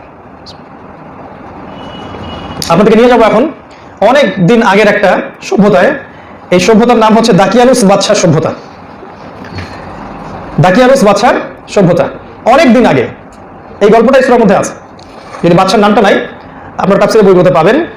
অনেক দিন আগে একটা কিং, রাজা ছিল, তার নাম হচ্ছে দাকিয়ানুস, এবং তার রাজ্যে এমন কোনো শিরক নাই যেটা হতো না। মূর্তি পূজা বলেন, ইকোনমিক শিরক বলেন, পলিটিক্যাল শিরক বলেন, সংস্কৃতি শিরক, এভরি সিঙ্গেল সেক্টর শিরকের আন্ডারে নিমজ্জিত ছিল। এইরকম একটা সময়ে, এরকম একটা সভ্যতায় আল্লাহ পাক ওই গভর্নমেন্টের উচ্চ পদস্থ যে কর্মকর্তারা আছে তাদের 7 জন বা 9 জন যুবক ছেলেকে আল্লাহ পাক হেদায়েত দিলেন। চিন্তা করেন, এটা গডলেস ওয়ার্ল্ডের মধ্যে। ফর এক্সাম্পল, জাতিসংঘের মধ্যে আল্লাহ পাক 9 জনকে হেদায়েত দিলেন। ব্যাপারটা অনেকটা এরকমই, কিন্তু নেটোর মধ্যে আল্লাহ পাক 9 জনকে হেদায়েত দিলেন। হ্যাঁ, এই যে পুতিন প্রশাসন, ট্রাম্প প্রশাসন, কিম জং উনের প্রশাসন, বা আমাদের শান্তিতে নোবেল পাওয়া সূচি প্রশাসন, এই টাইপের যারা কুফার, ফাসেক, জালেম, এদের মধ্য থেকে আল্লাহ পাক 9 জনকে হেদায়েত দিলেন। আল্লাহ পাক চাইলে কিন্তু এটা করতে পারেন। যুবক, ইয়াং পিপল, এবং তারা তাদের ইমানের যে দাওয়াত এটাকে প্রথমে গোপন রাখলেন, একটা সার্টেন টাইম পর্যন্ত গোপন রাখলেন, তারপরে প্রকাশ তো হয়েই যায়, একসময় প্রকাশ হয়ে গেল। প্রকাশ হওয়ার পর তারা যখন প্রকাশ্যে দাওয়াত দিতে থাকলেন, তখন পারিবারিক চাপ আসলো, সামাজিক চাপ আসলো, পরে পলিটিক্যাল চাপ আসলো। শেষমেশ আলটিমেটাম দেওয়া হলো 3 দিন সময় দিলাম, 3 দিনের মধ্যে যদি আবার আগের জায়গায় ফিরে না আসতো তোমরা, তাহলে তোমাদেরকে আমরা হত্যা করবো। ওই যে হত্যা করবো, এটাই তারা করতে পারে হাইয়েস্ট। আমাদের দেহটা কিন্তু তারা হত্যা করতে পারে, বাট আমাদের যে সোল, আত্মা, এটা কিন্তু অমর, ওই সেন্সে অমর, কারণ তারা এটাকে হত্যা করতে পারবে না। যদি আত্মা হয় পবিত্র আত্মা, চলে যাবে কোথায়? ইল্লিনে। সে কি হত্যা করতে পারছে আত্মাকে? পারে নাই। আর পাপীর আত্মা হলে কোথায় যাবে? সিজ্জিনে। আত্মাকে হত্যা করতে পারবে না। They cannot kill our soul, only আমাদের বডিটাকে তারা হত্যা করতে পারে। 3 দিনের টাইম দেওয়া হলো। এরপর তারা পরামর্শ করছেন কি করব, কিভাবে কি করব। তখন তারা ডিসিশন নিলেন যে আমরা এই সভ্যতা থেকে ডিসকানেক্টেড হয়ে যাব, আমরা এখান থেকে চলে যাব দূরে কোথাও, আমরা জাতিসংঘ ছেড়ে দিব, ছেড়ে আমরা দূরে কোথাও চলে যাবো, পাহাড়ি এলাকায়, যেখানে গিয়ে আমরা শান্তিতে আমাদের দিনটা পালন করতে পারবো। কারণ তাদের ওই সভ্যতার বিরুদ্ধে বিদ্রোহ করার বা সশস্ত্র যুদ্ধ করার কোনো রকম ক্ষমতা কিন্তু ছিল না। ছিল কি? যদি আমাদের ক্ষমতা না থাকে তাহলে ওই কাজটা করা যাবে না, যদি ক্ষমতা থাকে তখন করতে হবে। ক্ষমতা থাকার পর যদি না করে তাহলে এটাও জুলুম, কারণ আমরা কিন্তু জালেমের জুলুম মেনে নিচ্ছি, এটাও একটা পাপ, ব্যাপারটা তাই নয়? তো ক্ষমতা ছিল না, তারা ওখান থেকে ডিসকানেক্টেড হয়ে চলে গেলেন। তারা যাচ্ছিলেন হিজরত করে অন্য কোথাও, কোনো একটা নীরবে নিভৃত একটা জায়গায়, যেখানে তারা ইবাদত করতে পারবেন, আল্লাহকে ডাকতে পারবেন। আর একটা কথা বলি, তারা তাদের স্ত্রী, তাদের সন্তান, তাদের চাকরি, তাদের স্ট্যাটাস, তারা কিন্তু উচ্চ পদস্থ কর্মকর্তা ছিলেন, এভরি সিঙ্গেল সেক্টর যেটা তাদের দুনিয়ার স্ট্যাটাস ছিল, সবগুলোকে তারা কিন্তু ছেড়ে দিলেন। এটা কত বড় ত্যাগ, আমরা কি বুঝতে পারি? ছেড়ে দিলেন। আমরা তো একটা গার্লফ্রেন্ডকেই ছাড়তে পারছি না। তো তারা ছেড়ে দিয়ে চলে যাচ্ছেন। রাস্তায় তারা রাত যাপনের জন্য একটা গুহার মধ্যে প্রবেশ করলেন এবং তারা সেখানে টায়ার্ড ছিলেন, তারা ঘুমিয়ে গেলেন। তাদের সাথে তাদের কুকুরটাও ছিল। কুকুর নিয়ে পরে কথা বলবেন ইনশাআল্লাহ। কুকুরটাও ছিল। এবার তারা ঘুমিয়ে পড়লেন। ঘুম থেকে ওঠার পরে তাদের কাছে মনে হলো আমরা কতদিন ঘুমিয়েছিলাম, কেন লাবিসতুম, তোমরা কতদিন ঘুমিয়েছিলে? কারণ তারা বললো যে লাবিসনা ইয়াওমান আও বা'দা ইয়াওম, একদিন বা একদিনের কিছু অংশ ঘুমিয়েছি হয়তো। তারপরে ওই আরেকজন যুবক তিনি বললেন যে রব্বুকুম আ'লামু বিমা লাবিসতুম, তোমাদের রব আল্লাহ ভালো জানেন কতদিন তোমরা ঘুমিয়েছো। আচ্ছা যাই হোক, তোমরা এখন এই মুদ্রাগুলো নাও, নিয়ে বাজারে যাও, গিয়ে দেখো কোন খাবারটা পবিত্র, ফালিয়ানজুর আইয়ুহা আসকাতু আনা, সেই খাবারটা নিয়ে আসো। ক্ষুধার্ত তারা, ঘুম থেকে উঠলে খিদা লাগে না, তারা ক্ষুধার্ত। এবার বাজারে যাওয়ার পথে তার কাছে মনে হলো সে স্বপ্ন দেখছে যে এই রাস্তা দিয়ে তো আমি আসি নাই, মনে হচ্ছে সবকিছু পরিবর্তন মনে হচ্ছে। একটা পর্যায়ে গিয়ে তিনি বাজার খুঁজে পেলেন এবং রুটি কিনতে চাইলেন। রুটি কেনার পরে যখন তিনি মুদ্রা দিচ্ছেন, তখন মুদ্রা হাতে নিয়ে রুটিওয়ালা তাকে আটকে দিল যে এই মুদ্রা তুমি কোথায় পাইছো? এই মুদ্রা আজকে থেকে 300 বছর আগের মুদ্রা, এটা দাকিয়ানুস বাদশার আমলের মুদ্রা। তখন ওই ব্যক্তির তো মাথা খারাপ, দাকিয়ানুস বাদশার সভা পরিষদের আমরা সদস্য, আর আমাদেরকে বলছে 300 বছর আগের মুদ্রা। আমরা গতকালকে এখান থেকে বের হলাম, রাত কাটেছি, খালি মাথা কাজ করে না, খেলবে কিছু মাথা খেলে না। তো অনেক সময় লাগলো বিষয়টা বুঝতে, যখন একটা সিনক্রিয়েট হয়ে গেল এবং তাদেরকে ধরে নিয়ে যাওয়া হলো রাজদরবারে গিয়ে দেখলো এই রাজা তো সেই রাজা নয়, হয় আমরা স্বপ্ন দেখছি, না হলে আমরা পাগল হয়ে গেছি। এই রাজা তাদেরকে জানতে চাইলো কি ঘটনা। তারা বলে এই ঘটনা, আমরা তো গতকালকে এখান থেকে বের হয়েছি 9 জন যুবক, 7 জন বা 9 জন যুবক, আমরা রাত কাটাইছি, আজকে খিদা লাগছে, আমরা খাবার কিনতে আসছি, এখন এ ধরে নিয়ে আসলো, আমাদেরকে বলছে যে আমরা গুপ্তধন পাইছি, এই টাকা নাকি অনেক আগের টাকা। তো এই বাদশা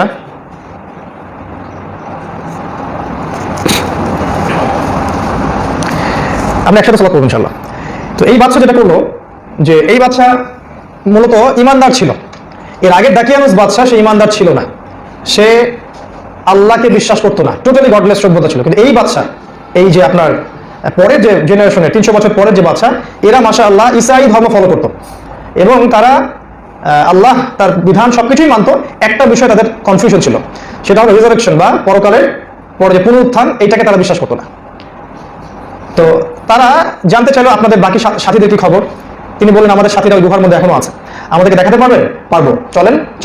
এবার তারা গেল, পুরো সভ্যতা, পুরো দেশের মানুষ একসাথে গিয়ে দেখলো হ্যাঁ 300 বছর আগে এই জায়গা থেকে হিজরত করা 9 জন যুবক, যাদের কথা মানুষের মুখে মুখে প্রচলিত ছিল, এই যুবকদেরকে পাওয়া গেছে। 300 বছর পর তারা আবার জীবিত হয়েছে এবং আল্লাহ পাক এই 9 জন যুবককে দিয়ে পুরো একটা কমিউনিটিকে হেদায়েত করলেন যে আল্লাহ পাক পুনরুত্থানে সক্ষম, যাদের মধ্যে তাওহীদ ছিল কিন্তু তারা বিশ্বাস করতো না যে রিজারেকশন সম্ভব।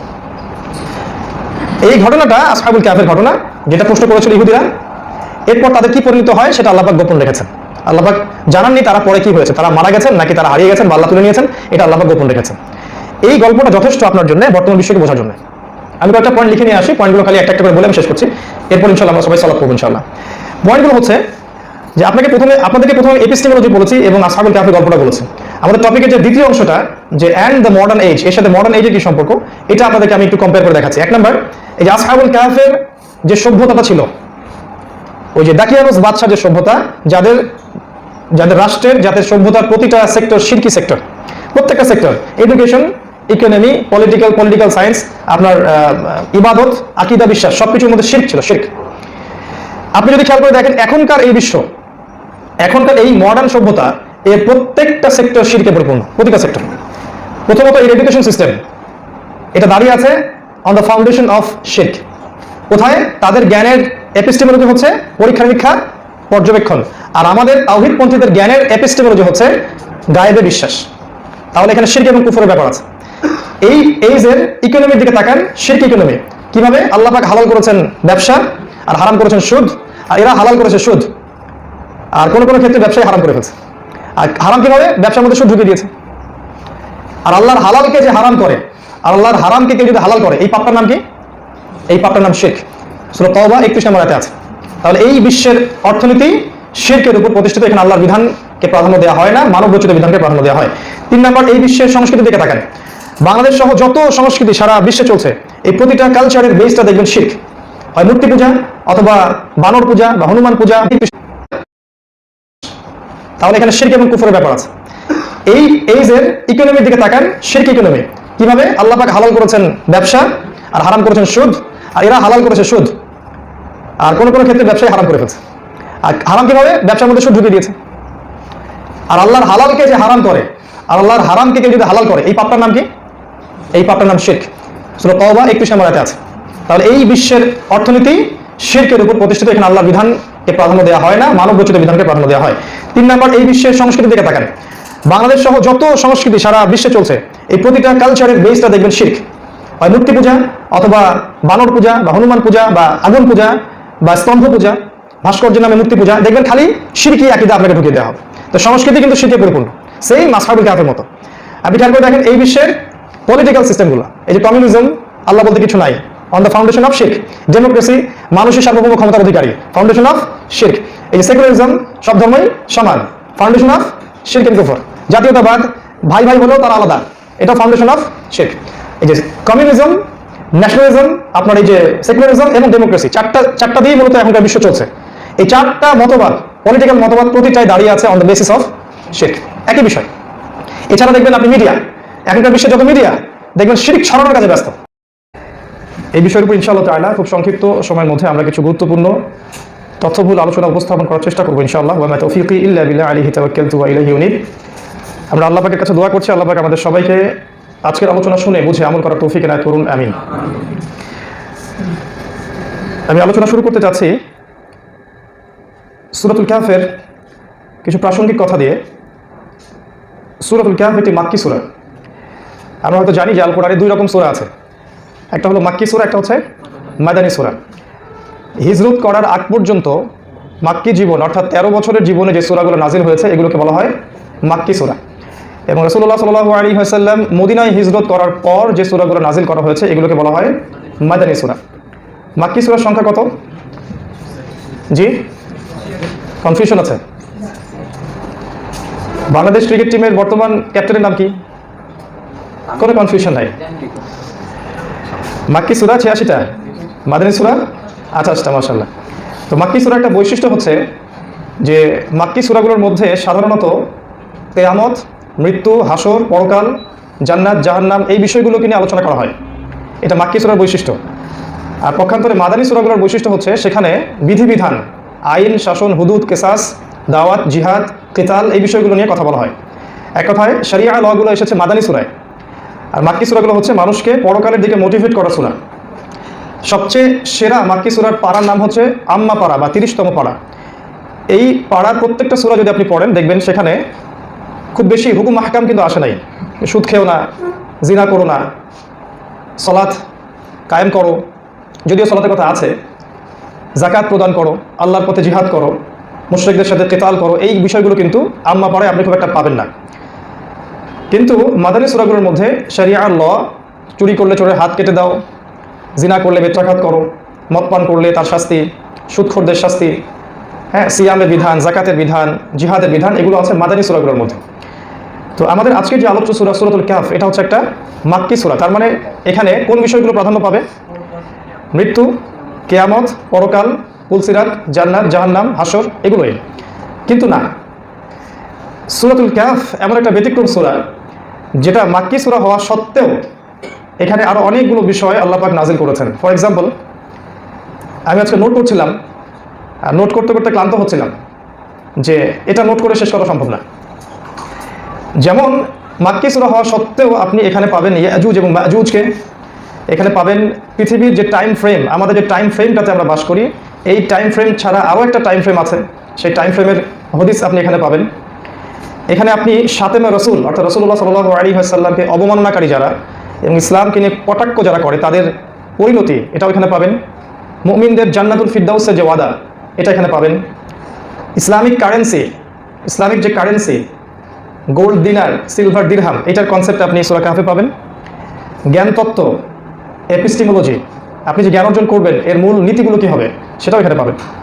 দুনিয়ার জীবনের তুচ্ছতা, এই দুনিয়ার জীবনটা কত তুচ্ছ, এটা চমৎকার একটা গল্পের মাধ্যমে এই সূরার মধ্যে দেওয়া আছে। আমলনামা, বিস্ময়কর একটা আমলনামার কথা এই সূরার মধ্যে আছে। ইনশা আল্লাহ, মাশা আল্লাহ, লা হাওলা ওয়ালা কুওয়াতা ইল্লা বিল্লাহ, এই কথাগুলো বলার গুরুত্ব এই সূরার মধ্যে আছে। কুকুর, কুকুরের কথা আছে সূরার মধ্যে, নিশ্চয়ই কোনো কারণ আছে। আল্লাহ পাক কোরআনে তো শব্দের অপচয় করবেন না, কোনো না কোনো কারণ তো আছেই। আজকে জানবো ইনশাআল্লাহ সেগুলো। আছে দাজ্জাল, শেষ জামানার সবচেয়ে বড় ফিতনা এবং তার থেকে বাঁচার উপায়, ইত্যাদি আর অনেক কিছুই এই সূরার মধ্যে আছে। এখানে আছে যুলকারনাইনের ঘটনা, আছে দুই বন্ধুর ঘটনা, আছে আসহাবুল কাহফের ঘটনা এবং নবী মুসা আলাইহিস সালাম এবং খিজির আলাইহিস সালাম তাদের ঘটনা। মাক্কি সূরা হওয়া সত্ত্বেও সূরাতুল কাহফ একটা বিস্ময়কর সূরা। আমাদের সবচেয়ে ইম্পর্টেন্ট জায়গা হচ্ছে এই যে এই একটা মাত্র সূরাকে রাসূলুল্লাহ সাল্লাল্লাহু আলাইহি ওয়াসাল্লাম শেষ জামানার সাথে সম্পৃক্ত করেছেন, অন্য কোনো সূরাকে করেন নাই। কিভাবে? নবী সাল্লাল্লাহু আলাইহি ওয়াসাল্লাম বলেছেন যে আল্লাহ রাব্বুল আলামিন যখন থেকে এই পৃথিবী সৃষ্টি করেছেন সেই দিন থেকে নিয়ে কিয়ামত পর্যন্ত মাসিহুদ দাজ্জালের চেয়ে বড় কোনো ফিতনা আসবে না। এটা রাসূল সাল্লাল্লাহু আলাইহি ওয়াসাল্লামের কথা। তিনি বলেছেন প্রত্যেক নবী, এমন কোনো নবী নাই যিনি তার কওমকে দাজ্জালের ফিতনা সম্পর্কে সতর্ক করেননি। এমনকি নূহ আলাইহিস সালাম পর্যন্ত তার কওমকে মাসিহুদ দাজ্জালের ফিতনা সম্পর্কে সতর্ক করেছিলেন।